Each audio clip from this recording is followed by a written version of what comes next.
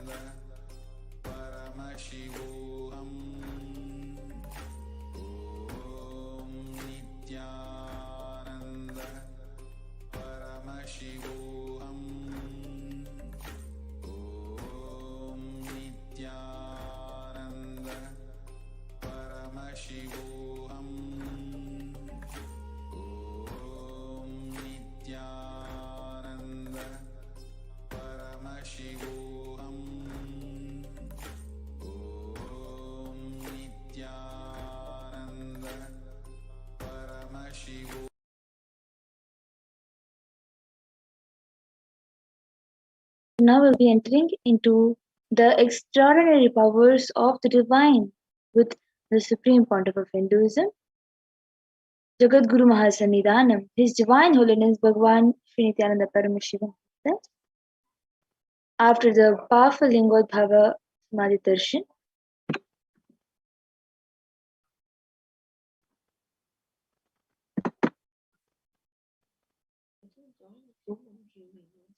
after the powerful Bhavasamadhi Darshan of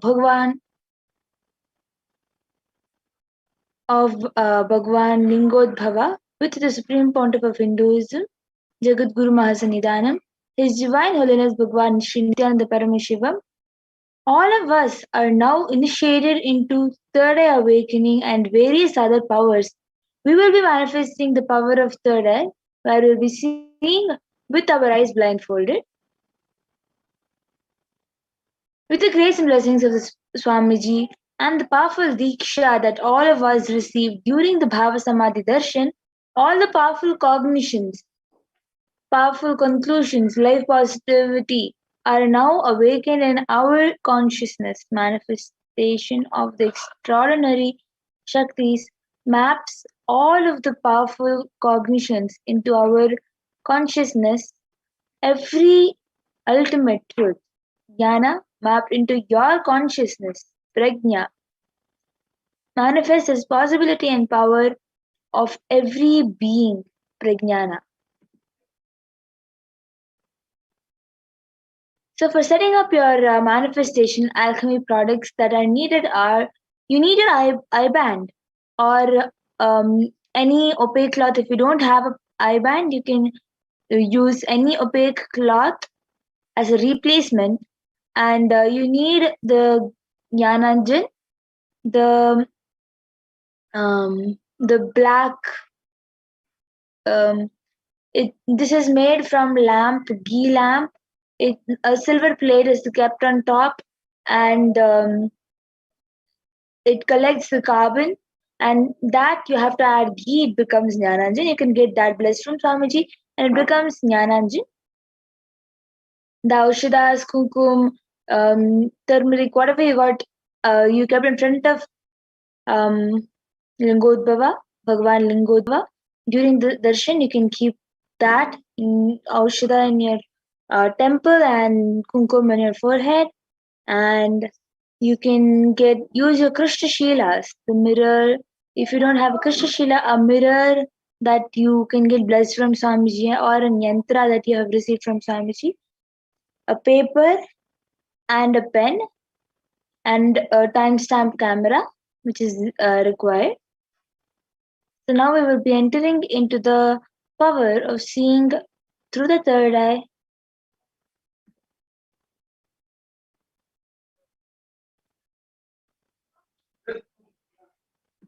So the Shastra Pramana to manifest the power of third eye is reference from the Vijnana Bhagavad-gita. Kapalantarmanonyasa tishthanmilitalochanaha kramena manasodardhyat lakshaye lakshamuttamam. By fixing the mind on the inner space within the crown center and sitting safely without any movement, having the eyes closed in succession, by that stability of the mind and inner space, through the power of the third eye, one directly sees the ultimate goal Laksham by having the vision beyond the sight that reveals any object or place, attaining the space of oneness with the source Paramashiva.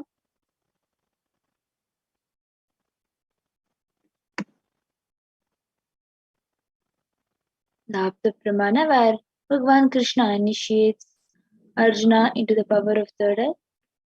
Natu maam shakyase drashtumanenaiva svachakshusha divyam dadami te chakshuhu pashyame yogamanishwaram. Bhagavan Krishna says to Arjuna, but you cannot see my cosmic form with these physical eyes of yours. Therefore, I grant you divine third eye vision. Behold my cosmic opulence. In the Hindu Purana Bhagavad Gita, Bhagavan Krishna initiates Arjuna into the powers of third eye to behold Krishna's Vishwarupa Darshan, the vision of his cosmic form. The 11th chapter of Bhagavad Gita, which contains a description of Bhagavan Krishna's cosmic form, is completely narrated by Arjuna as Arjuna sees Bhagavan Krishna through the third eye.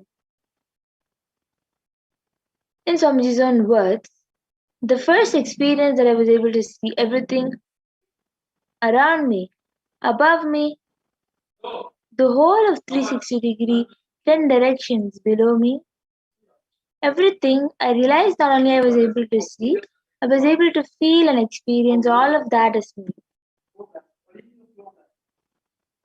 Next is the Pratyaksha Pramana, the empirical evidence from observation and scientific experimentations. The study measures and compare metabolic cell activities of the brain in conscious and meditative open of third eye state using the positron emission tomography when doing daily activities. When high activity is measured in the brain where third eye is located, when in deep samadhi state, only the third eye region is active and almost 90% of the brain is at peace. And this rare science is this rare sacred science of third eye awakening is being made available to humanity for their ultimate enrichment and conscious evolution by the Supreme Pontiff of Hinduism, Jagadguru Mahasannidhanam, His Divine Holiness Bhagavan Nithyananda Paramashivam, as a living incarnation of Paramashiva. The Supreme Pontiff of Hinduism embodies the most profound yogic states that surpass all bounds of time, space, and matter. The Supreme Pontiff of Hinduism is gifting this pure great science of third eye awakening along with many other spiritual sciences through the initiation. And millions of people have been initiated by the Supreme Pontiff of Hinduism and are experiencing the profound results as extraordinary powers in their everyday life. So now you can click on the timestamp camera, an application from the App Store. The application looks, the symbol of the application is like this. You can download it from your App Store in any kind of device.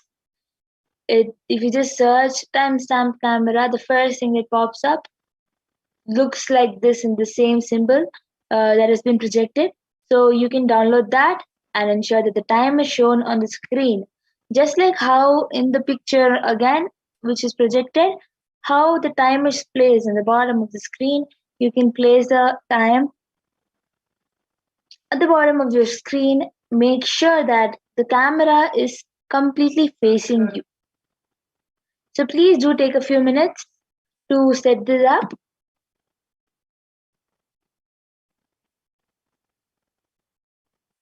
After you set it up, you can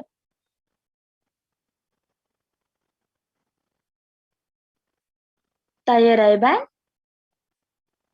If the light is not completely going when you simply tie a cloth, you can use tissue papers, fold the tissue papers into 4 halves and place it on your eye like this and tie the eye band tightly on your eyes.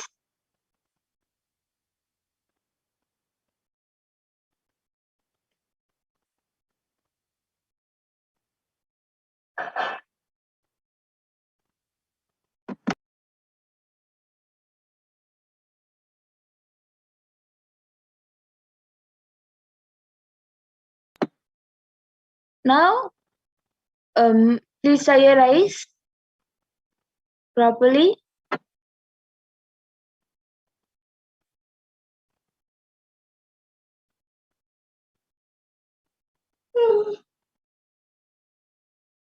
And now I'll be projecting an image that you can chant the Mahavakya and start revealing what you're able to see. So the image is being projected. You can start revealing whatever you're able to see in the YouTube comment section.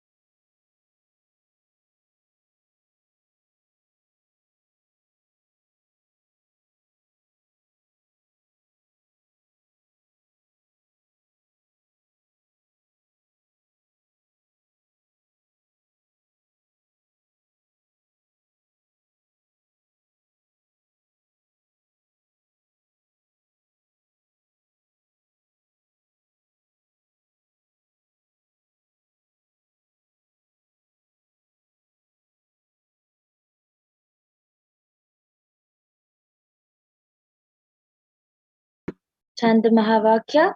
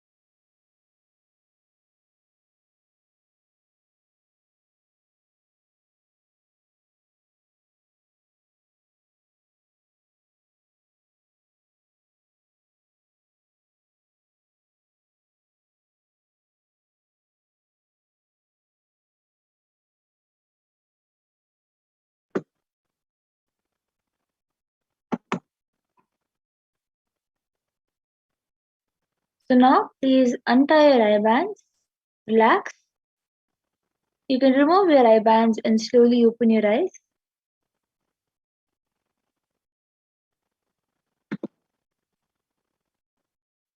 Take a few minutes to type down what was revealed to you in your third eye. Please upload your power manifestation videos, pictures, and post your answers with the hashtags #Nithyananda, #Bhavasamadhi, and #Devi.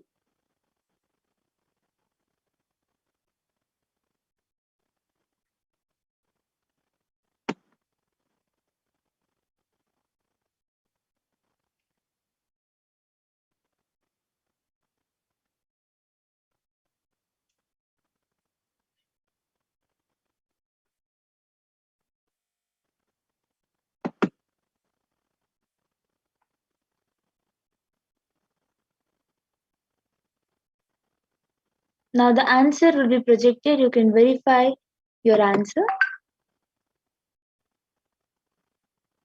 So this was what is the picture that was being projected for scanning through the third eye. So if you all were correct, you can share to the platforms that you have manifested.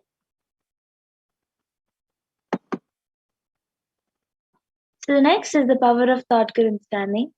The Shastra Pramana, the scriptural reference for scanning the thought currents, come from the Shiva Sutras, first chapter, 15th verse.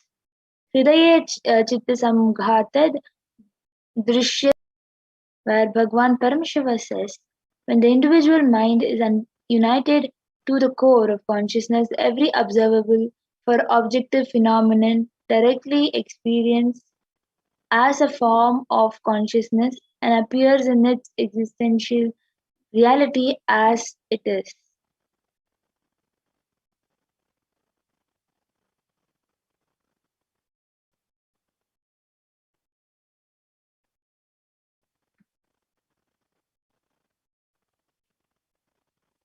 The Apta Pramanas were on the 15th day of Kurukshetra war, when Guru Drona was convinced that his son Ashwatthama was killed in great grief, descended from his chariot, laid down his arms, and sat in meditation ready to accept his death. Lord Krishna had a conversation with him where he discussed about things like differences between right and wrong, differences between love and attachment, and the differences between guru and teacher. Krishna explained to Drona that what he feels for his son was not love but attachment, which is not dharma but adharma. Krishna told Drona that he failed to give his son the knowledge that would make him capable of differentiating between dharma and adharma. This is from the Drona Parva from Mahabharata. In Swamiji's own words, I was sitting on the banks of Ganga called Telghat. It's a small temple and one room where the Naga Baba used to stay. He asked me to explain the Ishavasya Upanishad, trying to explain during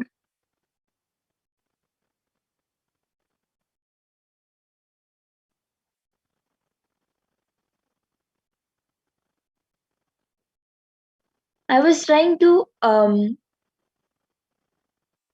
I was trying to explain during the 18th verse.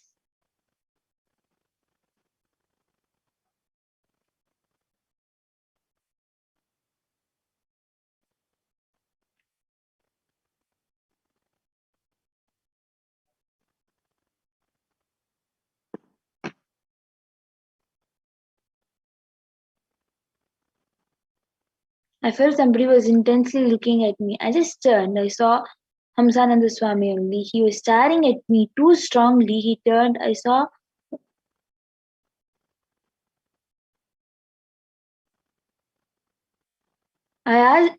He was staring at me.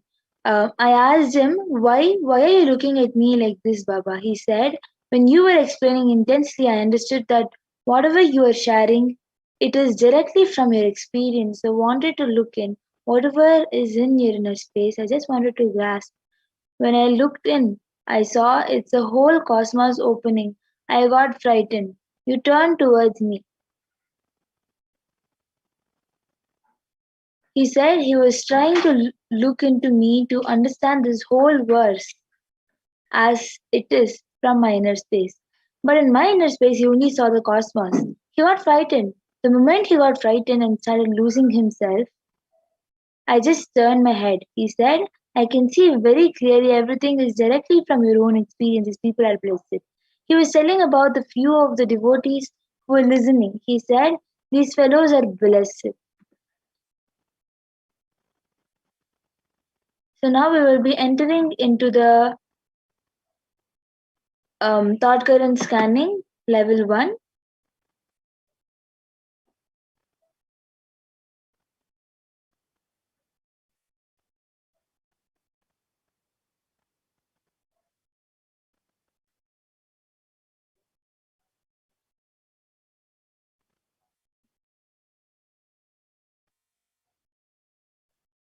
So now I request everybody to please pair up with a partner if you're in two-way rooms, or if you're watching from social media, connect with or reach out to any friends or relatives.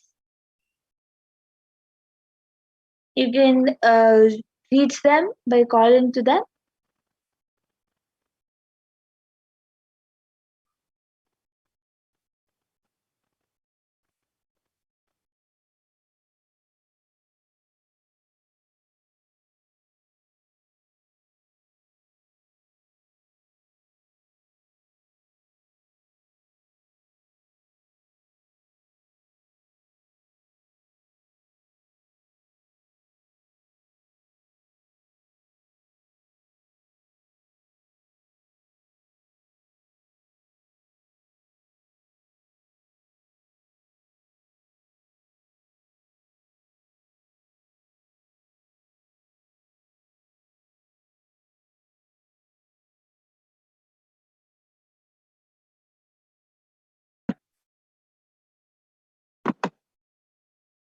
So now click on the timestamp camera, an application from the App Store. Ensure that the time is shown on the screen. Make sure the camera is facing. Take a few moments to set it up. Please explain to the partner that you will be reading their thought current. Identifying the word. You'll be reading the thought current and identifying the word. Ask them to pen down any word in a paper. Then immediately start chanting the Mahavakya and connect to Paramashiva Swamiji. The chanting Mahavakya, Om Nithyananda Paramashivoham. One by one, whatever Swamiji is revealing in your third eye, start writing it down.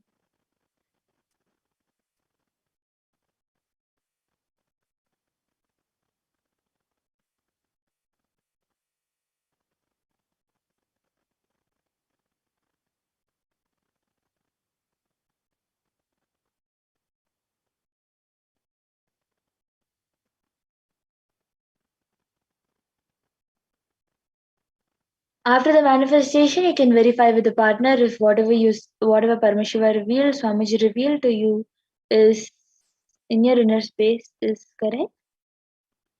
Verify it with your partner. And post your results and experiences from the manifestation.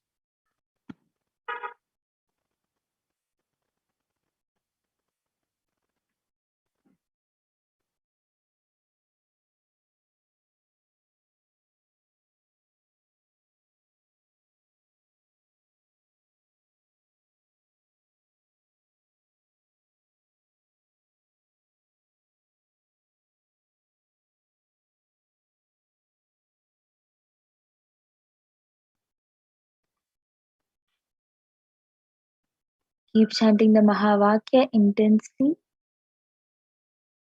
Om Nithyananda Paramashivoham.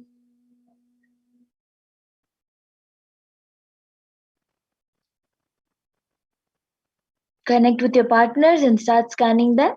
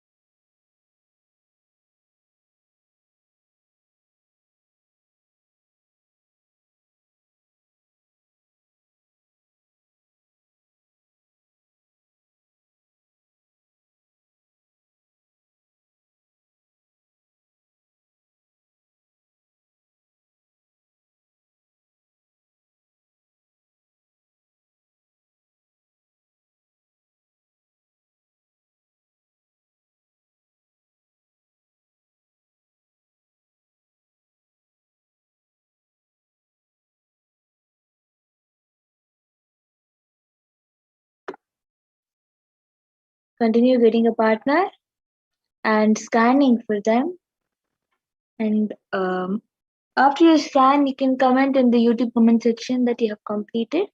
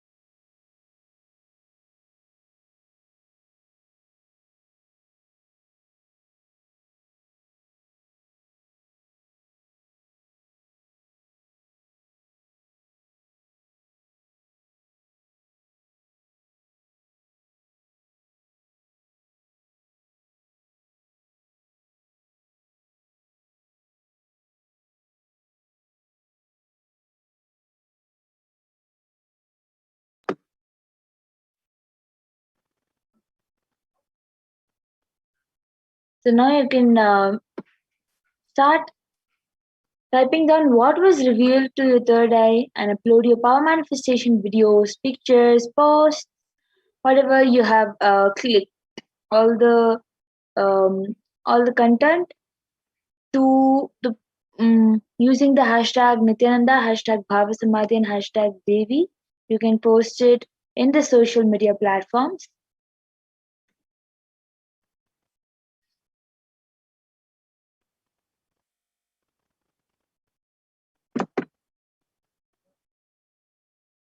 And with this, we come to the conclusion of the beautiful power manifestation demonstration of the divine. With the Purna Mantra, we'll be concluding this session. Thank you, everybody. Whoever has come and participated in the power manifestation by practicing the power manifestation, you have been initiated into all these powers. So, whenever you want, you can take time and practice the power of third eye reading and remote scanning and any other power like thought current scanning, remote scanning, body scanning, every power you've been initiated into during the Bhavasamadhi Darshan. So you can take time and practice manifesting these powers because you're initiated. And thank you, whoever has participated in the practice session for the power manifestation by Swamiji himself. We'll be coming to the conclusion of this segment with the Purna Mantra.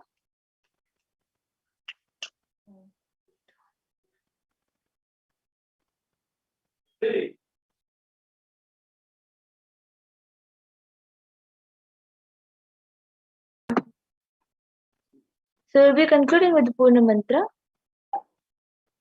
Om Purnamadah Purnamidam Purnat Purnamudachyate Purnasya Purnamadaya Purnamevavasishyate Om Shanti Shanti Shantihi Harihi Om Tat Sat Sarvam Bhagavad Shri Nithyananda Paramashivam Padukarpanamastu Om Nithyanandam. Thank you, Nithyananda.